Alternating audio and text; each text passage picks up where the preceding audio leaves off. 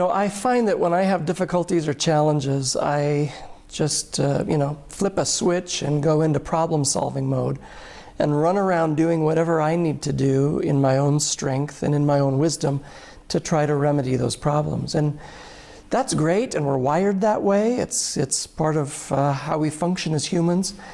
But one of the interesting challenges living here in Africa is that I have faced more problems and difficulties here that I can't readily run and find answers for. In the West, we have so much structure and so much infrastructure that generally we've done a real good job at mitigating problems or coming up with solutions to problems. And answers to problems are often only a phone call or a Google away. That's not the case here in Kenya. We've got a society here and a culture here that lacks structure, lacks infrastructure, a lot of corruption. If you need the police or law enforcement, believe me, one of the jokes here in Kenya is if you need help, don't call the police, because they'll actually only make it worse.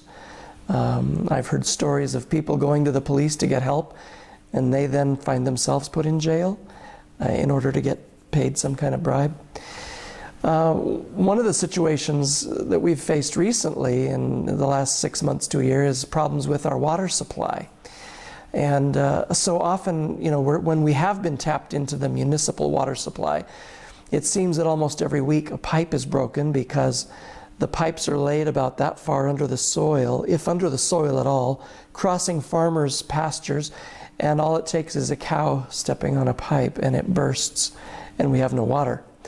One of the interesting challenges recently was we had our water shut off for about 6 weeks. And do you know why?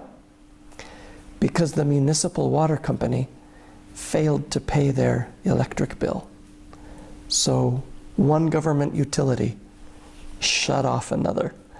Now, when you face problems and challenges like that, you can't just pick up the phone and call for help. It's not there. So one of the things that I've learned here in Kenya, and it's a great thing when you're faced with huge challenges that you don't know what to do with, is you got to call on God. I have been forced to my knees more in my life here than I ever have been. But you know what? That's been a great thing. So can I encourage you today, when you've got a problem or a challenge that's just too big for you, thank God. Thank God that you're forced to your knees because you actually have to rely on God to help you. Psalm 33 is a wonderful passage of Scripture that I just want to read to you, starting in verse 13. It says, "From heaven, God looks down and sees all mankind. From his dwelling, he watches everybody who lives on the earth. He who forms all of our hearts and who considers everything that we all do. He says, no king is saved by the size of his army. No warrior escapes by his great strength. A horse is a vain hope for deliverance, because despite all a horse's great strength, it can't save.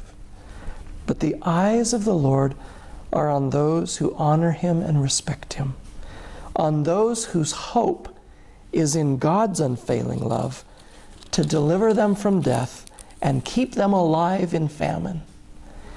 We wait in hope for the Lord. He is our help and our shield." Can I just encourage you today, rely on God. I promise you, there's going to be times and occasions when there's no one to call for help, and you're not going to be able to Google the answer. Call on God. It's a great place to be. God bless you. Thank you for watching Soul Steps today. We appreciate it.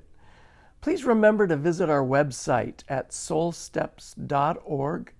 There you'll find opportunities to ask for prayer. There's a list of volunteer needs that we have so you can help us grow and develop our team and this work. And it'll show you opportunities for giving financially as you're able. We appreciate your support in every way. And remember that soul steps are important today because God cares about who you are and how you live. God bless you.